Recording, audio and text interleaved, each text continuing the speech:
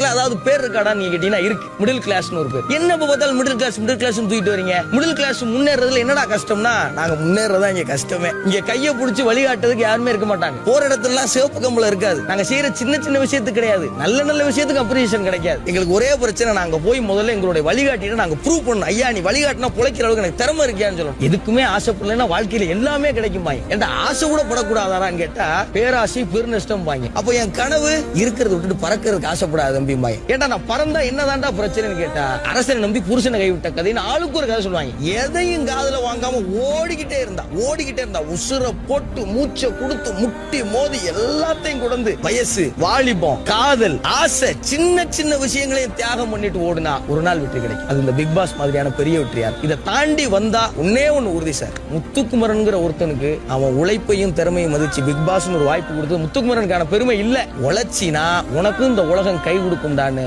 இங்க இருந்த 10,000 பேருக்கான நம்பிக்கை அதை கொடுத்த பிக் பாஸ்க்கு நன்றி.